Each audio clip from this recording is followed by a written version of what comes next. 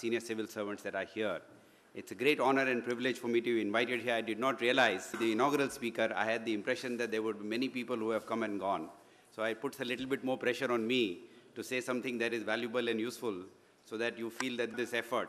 And I hope you continue this, for a long period of time, because partly I do believe that there is value in listening to different voices. Some of them you may agree with, some of them you may not agree with, but there is some value to figuring out what different perspectives are. I will talk a little bit about the two subject areas in which I do work. One is financial services, the other is healthcare. And I have had the belief for some time now that in both these areas, there isn't a fundamental barrier that is keeping us from getting these services out to our citizens in a way that is very high quality. My own belief has been that if we have not been able to do it, it is largely a failure of bad thinking, bad design, and being stuck in a pattern that is repetitive, and we are not able to think in a different way to try and solve some of these issues. In some places, the rest of the world has some lessons to offer us. In some places, we have to do our own thinking, because a country of our size and complexity, there are not that many countries out there from whom we can learn how to solve our problems. We can get some examples. And what I'm hoping to do is to share with you some work that is in progress in both these areas. Of course, as you have heard, I know a lot more about financial services than I know about health. I've been in finance for almost 25 years. Health, I've been working only about last 5 years. But in both areas, I do believe there is something interesting happening, and you may find this of some interest.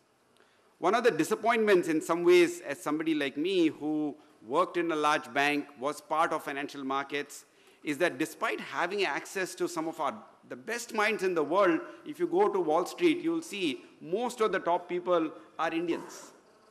We also have one of the best financial services infrastructure in the world. If I look at the National Stock Exchange, for example, it is amongst the most modern stock exchanges in the world. If you compare that to, for example, the New York Stock Exchange, right? The National Stock Exchange has far more technological capability than the New York Stock Exchange does. In part because we built it later, in part because we used technologies that did not exist when NYSE was created.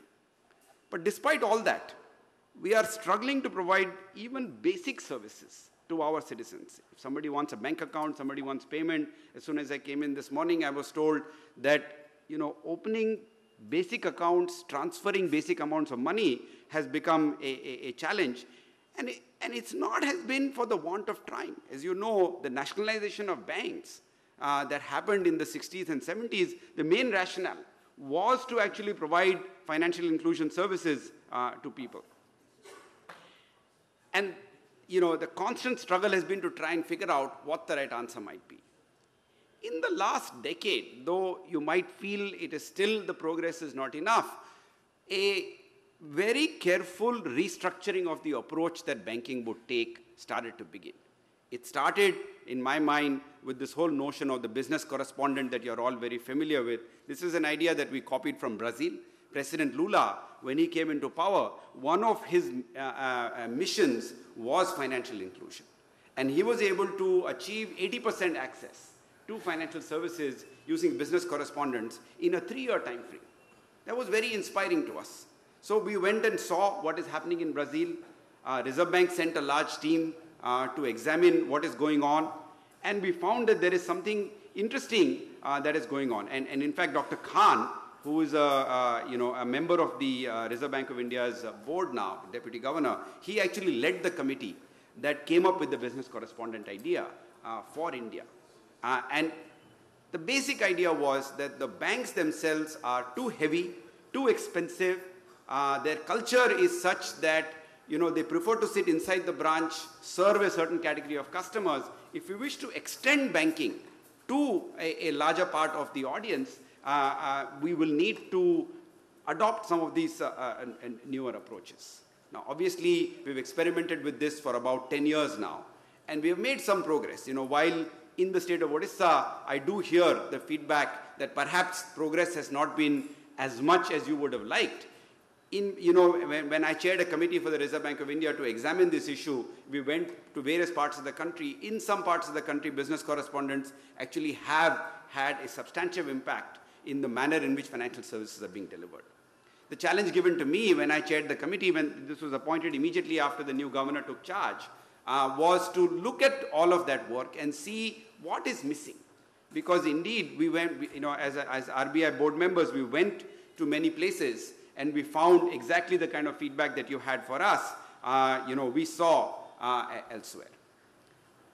The process that we've adopted in 2005 is the process that at the Reserve Bank of India, the next steps are being taken. And we are now, imagining the financial system as a much more deconstructed financial system. Earlier, the model was large banks, State Bank of India, ICICI Bank, HDFC Bank, Bank of Baroda, perhaps smaller versions of large banks, RRBs, to some degree, the regional banks that you saw.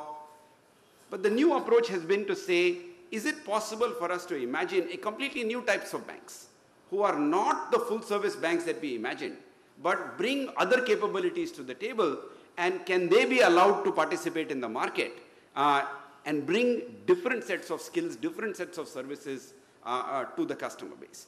And in a way, the underlying spirit was that if there are people who are already serving remote markets, already serving poor people, why not approach them and find out if they wish to be bankers, rather than taking banks who are not willing and constantly trying to push them to serve a community. So in the licensing process, for example, one of the questions that we asked all applicants is, what is your transaction load in the unbanked districts of the country? What is your transaction load in the left-wing affected areas of the country? Because Home Ministry publishes a set of districts that are left-wing impacted. We ask the question, what is your transaction load there in whatever business you're doing today? And largely people who had a substantive presence in those areas and were actively transacting were the ones that we considered. Right?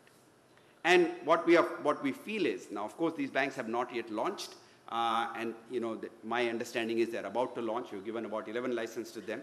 These are, obviously the postal system has been given a license, but in a sense they already were a bank. They were already offering services. Perhaps this new structure will give them a little bit more autonomy. We have given these licenses to mobile phone companies. You name the mobile phone company, they have a banking license to offer financial services. The vision very much is to take the current about 1 lakh bank branches and find a way in which the 50 lakh mobile recharge points can extend the services deep into the heartland of the country, so that the vision that in my committee we had set was within 15 minutes from every home on a 24/7 basis, routine financial services should be available. Can you borrow from them? No. This is just basic services. Opening an account, transferring money, receiving money, direct benefits transfer, MGNRAGS payments. That is the objective with which we want to go. Now you might ask the question, well, okay, let us see. Maybe, this will actually work out and we will be able to find a way to move forward. What will it cost? Again, we looked at the global experience of what people have done and try to understand, is there a way in which a lower cost approach can be given? Because obviously today, postal system is doing money orders, but it charges, or at least used to charge 5%. Right? That's a pretty expensive charge for a low income person to give up 5 rupees out of every 100 rupees that he's transferring back and forth. Right? If that is the kind of charging that we are anticipating, then we may not be able to give effective access to people, because many people may find that itself as a deterrent. Our understanding is that people who already have existing large businesses would be willing to look at building business models that are consistent with the multiple businesses that they have. For example, Mobile Phone Association told us that if a customer of mine has another service from me, such as a bank account, their experience is that there is a 50% drop in the churn rate of the customer. He stays with them much more than moving again and again to another customer. They feel that drop in the churn rate and the increase in loyalty is actually quite commercially valuable to them, and they may not be as interested in recovering all costs only from banking services. Now, will they offer it for free? Unlikely. Will they insist on 5%? I hope not. We will somewhere between free and 5%, I hope the market will settle and you will get a fairly active and robust, because we have made sure that whoever is able to deliver repeated zero failure services is what is allowed to enter. Not some startup who had a great idea, but tomorrow when the stress is there on the system collapses. Right? These are companies that handle billions of minutes, of calls on a routine basis. You don't, of course you hear call dropping, but you do not hear of the entire Airtel system or Vodafone system having simply shut down. They have the reliability of the type that you expect banking to have. One of the issues, of course, that will be needed, which I understand this state has already taken the lead in fact, your problem is more the reverse. You have done all your automation work, but the banking system is not ready for you. In some states, the reality is the opposite, that there is still work to be done so that state payments, state ability to make payouts becomes automated, and then they can connect with the back end. The other issue that you would naturally be asking is, okay, but payments we have done, what about credit? How do we solve the problem of people getting access to credit at a reasonable price, at in a reasonable way? The one direction that we felt there would be value to building another, so what I described to you so far, I refer to as a payments highway, because we imagine the world of two highways in which customers get service and a variety of other providers can ride on top of these highways. The payments highway I spoke about a little bit already. The second highway was the information highway, in which the attempt was all of the information regarding your mobile phone usage, your electricity bills, if you are a small business selling on Flipkart, then what is the customer service experience people have? What is the reliability of delivery that you have? All of this information will go into a store from which you can go to a lender and say, this is the indication of my credit capacity. This is the indication of how good a credit I am. It does not matter that I don't have a AAA credit rating from CRISIL, but look at this pattern of behavior and please examine whether I am credit worthy or not. And our belief is, if I look around the world, for example, in Brazil, another innovation coming out of them, they have a company called Signify. What that does is it takes mobile phone records of individual customers with their permission and converts them into credit score. You might say, why not simply use credit bureaus? It's a good idea, but credit bureaus are very good for people who have already borrowed money. What about somebody who has never borrowed money? Right? How does he or she signal that they are a good borrower? Oftentimes, they would have paid electricity or not paid. They would have, paid their mobile bill or not paid. They would have had a certain pattern of consumption of mobile phone usage. Can we extract some information from that about the creditworthiness of the individual? The benefit is of having both these highways, the payments highway and the information highway, is that now the entry barrier to become a new lender becomes extremely low. If you are somebody that wants to start an online lending business, right? Of course, with all the licensing and all the permissions in place, but you don't have a branch infrastructure. You do not have the ability to go out and set up hundreds of branches like a State Bank of India can. Yet, because payments infrastructure is in place, everybody has an account, you can receive money, you can give money, right? Yet, because information highway is in place, you know that if a person defaults to you, you will be able to identify that person. You will be able to use other pieces of information to understand who is a good customer, who is not a good customer. Right? You will be able to go out there and build a fairly low-cost infrastructure that allows you to operate. If I, for example, look at the microfinance institutions, right? They are doing good work, but they are very expensive. Right? You might say, well, what is the point of service that is at 24%? A lot of the cost that they are incurring today, right, is linked to handling of cash. It is linked to handling of bank branches, paying of staff. Now, many of these costs, if these two highways become fully operational, will disappear. Right? So now it will only be a matter of how well do you manage your risk, how well do you understand your customer base, and how well can you enter the market. For example, there is a US-based company called Fundbox, which we refer to in our report. That company lends to small businesses. Right? All you have to do to receive money from Fundbox is allow them access to your electronic accounting system, right? Which in the US is not as uncommon. With that assessment, what they're able to tell you is you have a cash flow gap between 1st of November and 15th of January. Here is the bid I'm putting for you to receive this money exactly. The money will credit to your account on 1st of November. On 15th of January, it will debit from your account. Right? And this is the interest rate that will be charged for you. How much time does the entire process take? They say anywhere between 1 minute to 5 minutes is what they are able to give you this information. If they are operating so fast, staying electronic, all of the extra margins that are to be added may not actually be required. Now, clearly, it won't all be online.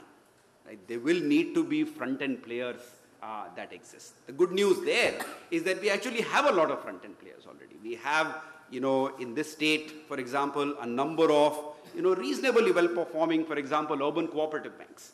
You already have rural cooperative banks. Right? There are thousands of NBFCs that are operating in the market. Some very good, some not so good, some very bad, but there is a range of providers that are existing there. Reserve Bank itself has now given another set of licenses allowing some of the microfinance institutions to convert from an NBFC status to a banking status. The belief is all of these institutions that are out there in the front will be able to operate in a much better manner. Right? And there is work that needs to be done to make sure that they're able to do a better job. One specific challenge, of course, remains with the cooperative banking system is that, and the urban cooperative banks, I know a little bit more than I know about rural cooperative banks, but I would imagine the issues are somewhat similar. Because of their underlying legal structure, they're not able to raise capital as quickly because currently all of their capital comes from their members and their members themselves are poor people, so where are they going to get additional capital from? Because they were constructed with a certain mental model in mind. Today, even the best cooperative banks are unable to grow because they're not able to access mainstream capital markets in the same way as others are. This issue is something that RBI has examined a little bit. There is Deputy Governor Gandhi actually put out a whole report on this subject. My sense is if there is an interest on this issue, it is really a conversation between the state government and the Reserve Bank as to how do we address this issue in which the cooperative banks can transform themselves into more regular financial institutions, more regular banks. It will be beneficial to the members because they will realize the hidden value inside those, but it will also allow them to grow a little bit more. Right? And clearly, the evidence on the ground is pretty clear that the cooperative banks, particularly the urban cooperative banks, have actually provided very good service to the urban small business sector in a way that needs to be encouraged, that needs to be allowed to actually grow much more. In the area of credit, there is still a lot of work to be done. We still have a set of issues that we need to resolve as to how does risk get transmitted, how do you deal with failure of financial institutions, because when you have, let's say, 12,000 NBFCs, all of them active on the ground, right? All of them lending, all of them, providing services, we need them. But how do we resolve them? How do we handle failure? How do we deal with these issues? When a cooperative bank fails, how do we make sure that all of the issues of resolution are taken care of fairly quickly? And there is some work that is ahead of us to try and figure this out. I will not spend time on it just now. There are 2-3 narrower issues that need some attention to address some problems that may be particularly important to the state of Odisha. One of the issues, for example, is priority sector obligation is one instrument Reserve Bank uses that requires banks to serve a certain subsection of the community with a higher focus than others. Right? This priority sector guideline was written some time ago and has a very sectoral focus. Right? It does not take into account the reality that actually regions are also important in addition to sectors. Right? To give you some numbers on this issue. So typically when we examine, is there enough credit in an area? right? We will use credit deposit ratio and we'll say your CD ratio is adverse, your CD ratio is good or bad. Unfortunately, CD ratio is neither a global standard nor is it a good metric in an evolving country like ours where financial penetration is not much. To give you an example, if I had only one branch in your state and that branch had 100 rupees deposit, I gave a 100 rupee loan, that's a CD ratio of 100%. But actually the 100 rupee deposit itself was too low, right? So on what basis did you calculate the CD ratio as being 100%? The global standard is to compare credit to GDP and to ask the question, what is your credit to GDP ratio? Most growing economies show a credit to GDP ratio of near 150% to 200%. We have a problem with our banking system. It is too small. So the Indian number is about 70% overall. Now, the question in the mind is, how is this distributed? Because India is not one country. It is many countries. Maharashtra, driven by Bombay, is at 120%. So it has got enough credit as a whole state. Yes, you may argue rural Maharashtra has the similar problems. It does. But in that state, that is the number. Let us compare that to what is happening in Odisha, for example, right? Other than Cuttack and Khurda, right? I'm just excluding this. Overall, Odisha is doing badly, but just to give you a sense of how badly, right? The rural districts, all the rural districts of Odisha have a credit to GDP ratio of less than 10%, right? That means credit activity has simply not even begun in the state. It is so low, right? And this is relating credit to GDP. One may say, oh, it's a poor state, so you should have low credit. Okay, that's fine. But I'm comparing it against your own GDP. So a low GDP state, it's okay to have low credit. But against the same GDP, I'm showing a 10% number. And Kanmahal is showing only 2% as the credit to GDP ratio. Now, clearly, there is a problem here. No question that by forcing credit in an area where there is no demand for credit, you will have a problem. And when you cross, typically these questions are asked when you cross 150% credit to GDP ratio. At that point, people start to worry, are you getting excess credit? Nobody asks this question at 2%, 10%, 15%. Right? Clearly, there is some work that is needed and a bilateral dialogue that is needed between the state and this issue to try and figure out how to do this. One area that we have addressed quite nicely is that it used to be the case, and for, when I came in a little bit, I was a bit surprised that this was not an issue that states had raised at all with the Reserve Bank, is that priority sector requirements measured only at the end of March. Therefore, disbursements happened only in the last 2 weeks of March or the last month of March. March is neither Kharif nor Rabi, right? So why is it that banks were disbursing money exactly in the 1 month when there is no requirement of credit in the market, right? Because that was the way RBI had instructed them. Why had RBI instructed them that way? Because in the days of yore, where manual accounting was kept, it was very difficult to track priority sector separately from your accounts of the bank. So this was a simple technique to do it.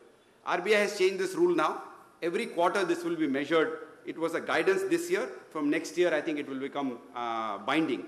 So hopefully you will see more smooth credit activity. Otherwise, NABARD published a report to show enormous bunching. Somewhere in the neighborhood of 60 to 70% of credit went only in that particular month in terms of disbursement. And in the other months, there was simply nothing at all. And clearly, this is something that needs to be addressed. One more area that will help, I don't know the current state of affairs in Odisha, but this is an issue that needs to be examined a little bit, is the connectivity issues. Belief is that there is the national project that is putting optic fiber all the way up to the panchayat level. Progress had been somewhat slow. I'm not sure exactly why. But, modern banking, modern infrastructure will need these services. Country has the money. The USO obligation has put 20,000 crores in the hands of the government. So there's really no gap to make it happen. It is just a matter of executing it and making sure it actually works to go forward. One specific area which stands to gain a great deal, which in this state is particularly important, is agriculture. But there is a lot of complementary work that is needed. As you heard from my background, I come from a markets background. What I like about markets is they're ultimately fully democratic. When, for example, as ICICI, we were a public sector organization, we went to a foreign bank, this is 80s I'm talking about, to try and do a transaction. They charged me a price that I knew was usurious, right? But I had no choice because I was from a developing country. I was not a known name. When we listed on the Chicago Exchange did not ask me, what was my nationality, what was my status. They wanted to know, have you posted margin? You posted margin, you can trade at the same price as any other international bank. Right? That was very empowering to me because it told me it doesn't matter. If I am able to manage my money well, if I am able to deal with markets well, they will be able to do a good job. You know, in ICICI, we worked hard to build NCDEX as the futures exchange. The vision was that we would bring the power of this kind of electronics so that a farmer with one bag of wheat, one bag of rice should be able to trade at the same prices as somebody with 400 tons of material. That vision has not really been realized yet. We have a futures market in which traders are, one benefit of futures market is without upsetting any local agricultural regulation, you could get national price discovery. So when we started, I was quite comfortable, let us start with futures, because at least now you can tell me what a national price of a product is. But that's not enough. Ultimately, spot markets have to see the benefit. Farmers would want to do it. I started a pilot in Gujarat, in the district of Kadi, with castor. Within 1 week, 60% of farmers switched to electronic trading. Right? Of course, these were Gujarati farmers. Maybe they are much more savvy about these issues. They can move more quickly. But they wanted the better price. They wanted the ability to get an electronic receipt that gave them instant access to collateral that they could get money from at same rates as Government of India. Because now with that kind of collateral, I don't have to put any margin. Right? And very smoothly available. You know, at one point I got a delegation of farmers come to me in ICICI and say, why can we not get access to option contracts again? Because, as you know, farmers get hurt when there is no rain. But farmers also get hurt when the rain is ample, because now there is a flooding and glut in the market, and they are not able to necessarily sell. I have seen, you know, I come from Yavatmal, and my family is a farming family. Right? I have seen farmers plow over their bhindi field, because they say it's not even worth cutting. You know, the price has collapsed so much in the market. They need the ability for these modern instruments. The tragedy is we have all the capability to offer these instruments to everybody. It's more a matter of building the right connection with the farmer. Some of it is pending with us in Reserve Bank. Some of it is an issue to do with what the local laws are and how do we figure it out. Moving, to some degree towards the health side. One of the issues to me when I started about 5-7 years ago in health, you know, in finance, I have this great sense of shame coming with the background I have, coming from a bank that I did, that we have not been able to offer services to our people despite knowing all that we do. What is tragic to me in health is finance is miles ahead of where the health conversation is. Health, I don't even think we have begun the conversation about where will we, at least in finance, whether some of you may believe it, some of you may not believe it. I told you some story about highways and, you know, cars riding on it and all that, right? In health, I don't even have those stories. We are at a very, very early stage. And it is surprising to me because even on health, I sat on the board of CIPLA for a few years to try and understand what is the pharmaceutical situation in the country today. I'm convinced after that experience that we have all the medicines in the world that we need. All of the essential drug list that the country needs is manufactured in India at the lowest prices. Mr. Bill Gates, my new employer, himself told me once that the reason the world does not have HIV/AIDS as a frightening thing is because of India.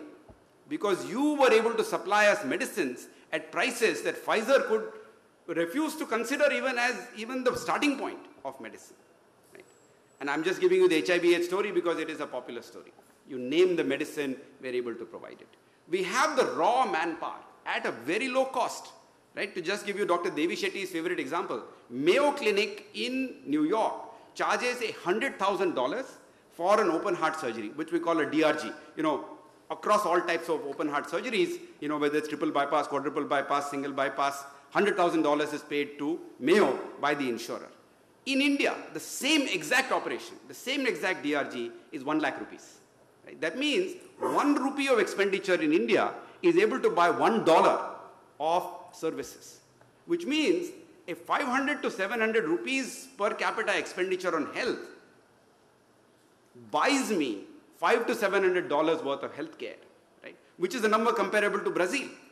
But we do not have a health system that is anywhere near the Brazilian health system. And clearly, there is something to worry about. In terms of raw manpower, I'll get into it a little bit more. Again, what I found is that no country, not even the US, has solved its health systems issues with MD physicians. You go to rural Nebraska, you do not find MD physicians. You go to Alaska, you don't even find dentists, right? Yet they have built a health system. It's very expensive, very, very challenging for somebody from the outside who does not have insurance to access it. But if you are a local person, you do have insurance, no matter where you go, you have access to really high quality services and in fact, I'm a member of the Himachal Health Commission. One of our recommendations to Himachal for the Lahaul-Spiti area, which is a very sparse population, to borrow from the Alaskan health system to try and understand what to do about moving emergency patients using air ambulance services rather than using physical ambulance services. And just in case you think it's an expensive idea that only rich countries can adopt, Kenya requires this as a mandatory. If you go to Kenya as a tourist, your tour operator will have to buy air ambulance insurance for you. Because if you get injured in Serengeti, the only way they can evacuate you is through air ambulance. They cannot evacuate you in time for this. So in some ways, for me, the whole issue was how do we go about, addressing this issue of healthcare. Right? I'll just spend a few minutes on some of the key issues that I keep hearing when we talk about health. First and most important issue people say is, where is the money for health? We have been asking the finance department for more money for health. Finance department is giving us 1% of GDP. The number that I was quoted, which initially sounded very, very sad to me, is that in 1950s, we were spending 0.9% of GDP on health. In 2015, we are at 1.2% of GDP on health. Right? Whereas countries like Thailand went from this number to now 6 to 7% of GDP on health, for example. Right? And of course, countries like the US have gone much, much beyond that, one could argue, irrationally beyond that. Why is there such a huge gap between what we need for health, minimally, and what the government is able to provide? Now, clearly there are a number of issues.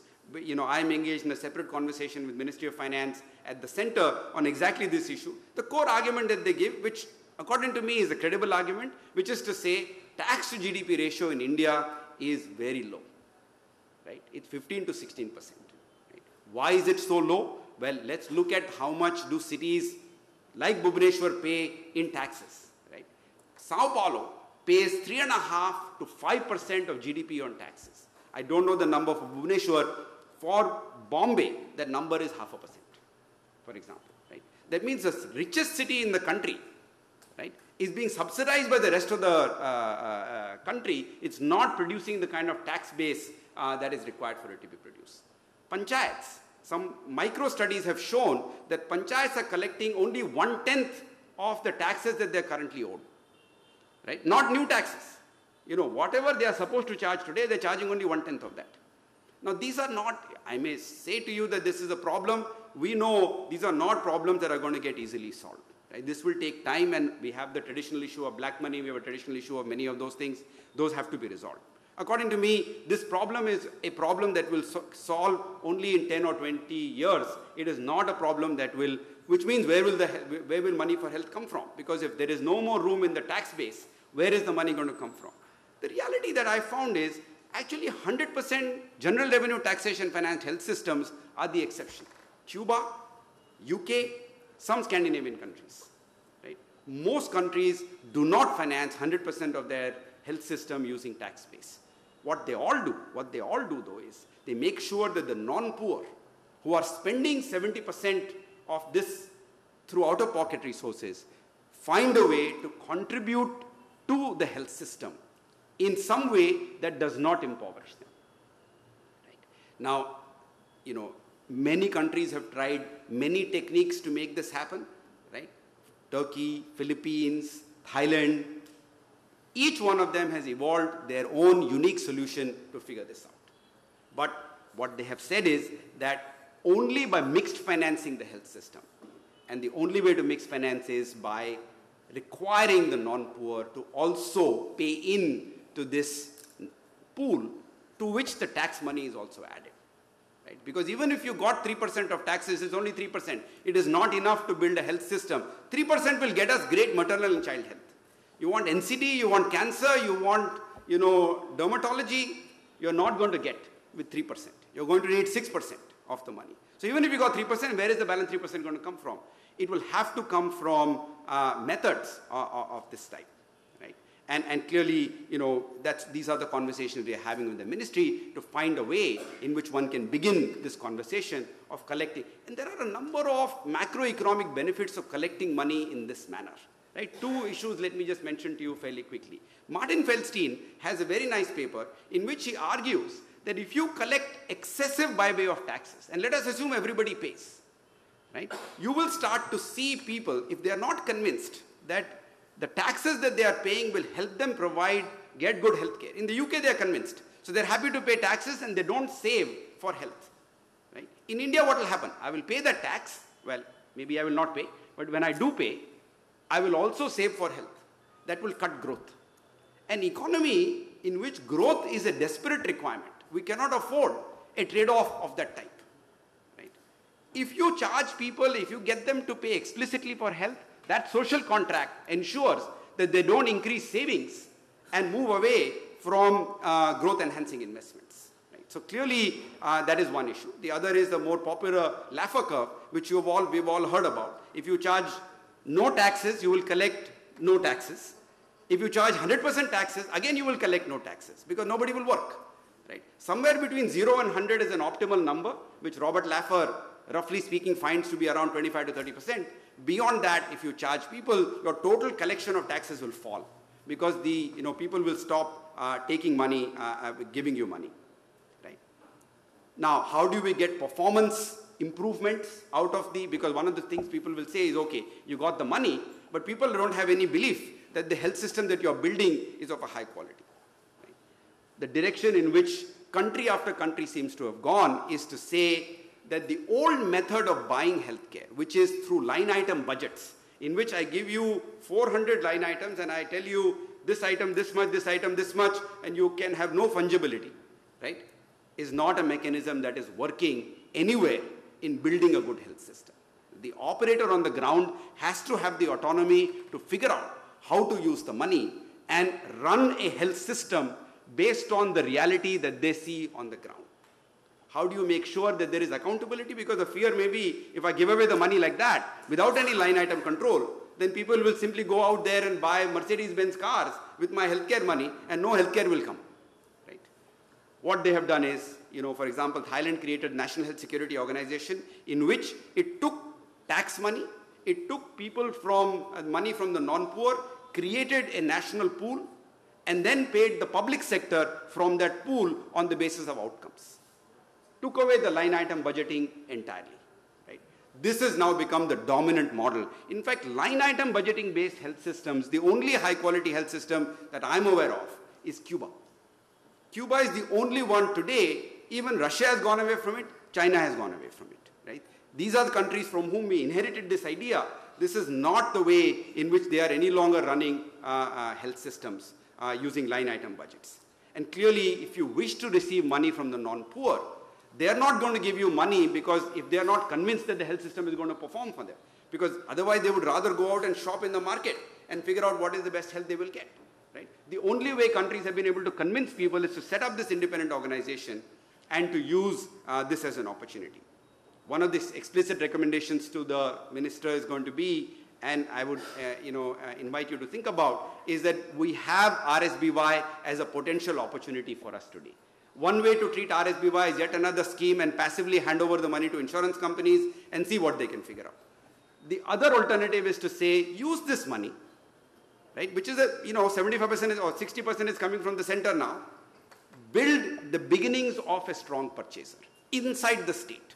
Set up a trust or set up I'm recommending more an authority, the State Health Purchasing Authority. Initially, all it does, it buys from whatever schemes that RSBY had.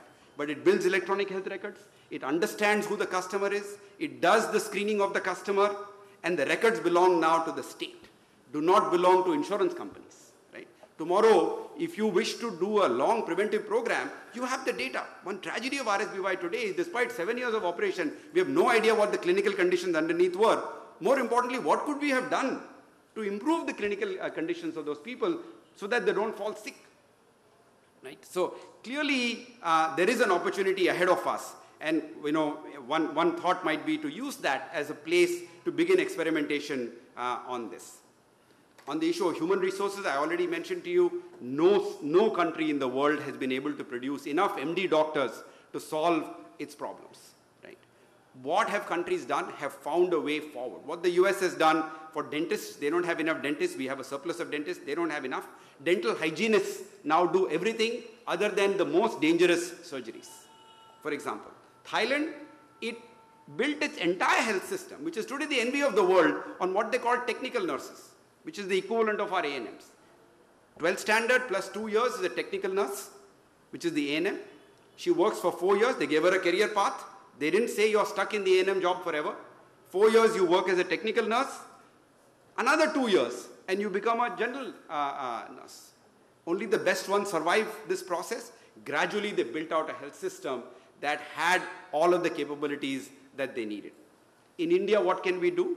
2-3 things. In Himachal, for example, what we found is that there are no specialists in the hospitals. Right? They have actually a reasonably good primary care system. The trouble is, despite spending 4 or 5 times more money than Bihar per capita, their IMR, MMR numbers are comparable to Bihar. And that is a source of embarrassment for them. Rightly so. Because they are a rich state. They are a state that has 8% poverty. And they have steady revenues from Apple and from tourism. Right? Why is it that they have this problem? Right? The problem is at the secondary level, if I look at the cesarean section rates, right, which in Kerala is 40%, very high. In Himachal, 5%, 7%, extremely low. We know mothers in distress are not getting the services that they need. 100 years ago, in Bombay, the British had set up something called the College of Physician Surgeons. What was its goal? Its goal was to certify and give practice-based surgical capabilities to MBBS doctors. Because MBBS stands for Bachelor of Medicine, Bachelor of Surgery. Already a half surgeon. 2 more years of work in practice in the field with that book they showed me about how do they go about doing it and who certifies it. I am not a doctor, so I can't vouch for it. All I can say is when I went to their board meeting, Dr. Ellen Bora, who's the #1 orthopedic surgeon in Bombay, certifies that the orthopedic surgeon that emerged from this diploma course is good enough to do orthopedic surgery alongside him. Right? College of Physician Surgeons told us in 3 years they'll give Himachal all the specialists that they need. They don't need a 20-year program because they have doubled the number of MBBS doctors sitting inside those CHCs and district hospitals than they need relative to IPHS norms. So they can solve this problem fairly quickly. There are no legal barriers to this. In Delhi, there is the Board for Examination, National Board for Examinations, which has the same underlying mandate to do this. Right? Doctors will be happy. Now you might say, but what about primary care? Right? What we found is that the 1998 judgment of the state of Punjab versus the Medical Council of Punjab, the Supreme Court ruled that if the state is comfortable with no permission from the MCI required, if the state is comfortable, it can allow Ayurvedic doctors, only Ayurvedic, Siddha and Unani, not all Ayush categories, only these 3, right, with suitable bridge programs to practice basic allopathic care and give them access to Schedule H of the of drugs, not Schedule X of the drugs. Now, I don't understand this detail myself. It would have to be examined a little bit by your legal department to see what is the feasibility, what is not. My understanding though is at primary care level, it is possible to do a lot of this work. To use secondary care, one can come up with much better answers. Why do I like the Ayurvedic doctor solution? UP has 90,000 of them. Bihar has 100,000 of them. Right? These are exactly the states where I have no other solution. I don't even have nurses. Forget about doctors. Right? So if this is possible to do, why not? Now, clearly, these are some long-term ideas. But in closing, I want to leave some issues. You might say, well, okay, these are all things that we need to do. That will take 5 years. What about now? Are there interim suggestions? And, through a variety of roles, I've been working quite closely in 2 states, Bihar and UP, and I have some sense, and partly my new organization is working in that area, of what are some of our insights from this work. What we discovered, which may not be any news to you, is that when you go to a facility today, a public health facility, right, people think that the only issue is absenteeism. Well, yes, that's part of the problem, no question, right? But a lot of the problem is that the staff there, the nurses there, the ANMs there do not exactly know how to do the job that they have been assigned to do. Right? I met a nurse in UP who is a top graduate of the top nursing college in Lucknow, Government Nursing College in Lucknow. She had never actually delivered a baby herself. She had seen 4 deliveries. She had never actually delivered, but she has a certification of RNRM, registered nurse, registered midwife. Right? What we found is classroom training has some limits in any case. Active mentoring of facilities in situ. In Bihar, we brought nurses from Chennai to stay for a year as trainers. In UP, that was not necessary. We could find local nurses that were quite willing to do this. And eventually, the goal is to take the very nurses from the government system and to make the better ones master trainers who don't simply give a lecture on a board. They sit with you and they work with you to solve issues. Secondly, what we found is that a culture of data-based decision making. We always think of data as, let me monitor people. Let me see what they're doing. Is somebody absent, somebody not absent? Actually, what we found works very well is, can you build data tools that actually help the frontline provider? For example, all these 7 registers the ANM and the ASHA has to fill. Can I make it all electronic? Can I make it all mobile-based so that when she enters information in one, automatically it populates all the registers that she needs? If this tool is offered, and this has been our experience in UP and Bihar, they love the technology. They want to work with it. Right? And that automatically gives you the benefit of tracking what is happening to the health of the individual. And then you can build dashboards, you can get the principal secretary to take a look at it, you can get the chief minister to take a look at it, because now everybody knows what is actually happening, and we have built nice dashboards both in UP and Bihar, and I'll be talking to Mrs. Ahuja a little bit later to share with her some of those ideas and to see what we can do. What we've also found is self-help groups, for example, is a popular platform we have used for finance. When in UP and Bihar, we were able to layer in health messages on top of that platform, we got dramatic improvements in some indicators. For example, skin-to-skin care. One of the issues that causes neonatal mortality within the first, because the baby is cold, you have to hold the baby next to your skin, right, to make sure that the baby gets warmth, right? That number went to 90%, and is a very big driver of neonatal mortality. And then finally, there are some public health challenges that one can address. For example, Swachh Bharat has been interpreted by everybody as build more toilets. Now, in rural areas, maybe that's an appropriate idea. In urban, what we find, and we are doing some work as the foundation in Tamil Nadu, for example, is that actually what matters a lot is not so much whether you have toilets or not, but what do you do with what we call the fecal sludge. And fecal sludge management becomes the #1 driver to change the Helminth load in the water and in the soil. If you do not treat your fecal sludge, you get reversals in behavior. People who adopted toilets stop using it. Worse, your toilet, because the sewage tank is full and you have not sorted out the issue, starts to seep into the drinking water, starts to seep into the grey water. Right? Before you know it, you have a public health crisis on your hand, which was caused by the toilets that you created. Big attention has to be paid to what to do with the fecal sludge, and my understanding is, again, something that we know. The public health challenges that are pending. We are not yet fully vaccinating everybody. We are not yet completing vector control. Now, we did polio. It was a big success. In Bihar, we are now close to eliminating Kala Azar. Right? It's a disease.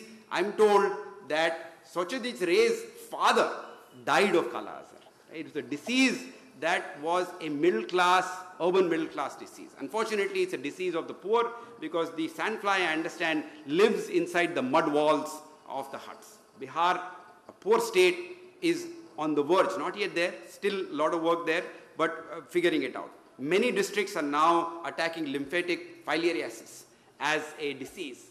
And from whatever data I can see, it seems very much a likelihood there's one more disease that we could completely eliminate. It's disfiguring, it has a number of consequences, and my understanding is that, just attention to the basics of public health could actually solve the problem. And finally, this issue of, many states are experiencing, it's good news, a decline in total fertility rates. No question, that is terrific news. Unfortunately, though, the old issue of spacing, your children is not getting addressed. You're not getting the kind of spacing impact. And we believe that is what is directly linked to your malnutrition, that is directly linked to the status of the woman. Again, my understanding here is that there are no silver bullets here as to how do we fix this number. The routine promotion of campaigns that we've had for some time, the condom, the pill, and offering some additional choices like the injectables, which have in some sub-communities proved to be very popular, could be the way forward. And, to summarize, in both, a lot remains to be done. Right? But what I was trying to suggest is that all of the steps that need to be taken are within our reach. In finance, we have taken several of those steps. There is still a long journey ahead. You might say, it's all sounding very nice, but I don't have the bank branches I need to do MGNRS payments. My belief, though, is you will see the changes not in 5 years, 10 years, in 6 months, 1 year, 2 years. And I can tell you, Reserve Bank of India is constantly thinking about these issues. This is not an issue on which somehow by accident we come up with it. This is a very alive matter for this. We have Mr. Jena sitting there from Reserve Bank. If you have any issues, you can talk to him. Look at his passion. He comes from Bihar. That was his previous RD position. He has a deep passion for this concern. Unfortunately, in health, we are not yet there. There are a number of steps that we need to be taken, but there are, in my view, number of levers that are available to us. Both long-term levers that can produce long-term change, but also things that we can do just now. What we need, I feel, is at the state level, because unambiguously health is a state subject, to have the dialogue, agree on a pathway, and then begin the journey. It could take us 20 years, but very soon we will start to see the gains, and my belief is there will be important electoral gains from this if the actual services are provided. The famous example of Arogyashri is very much there in front of us, where actual high quality, it was not simply an insurance scheme that won that election. It was a high quality implementation of the scheme that won that election. There are a number of challenges with that scheme in terms of financial viability and other things, but at least the core design had the strength that was required. Thank you very much.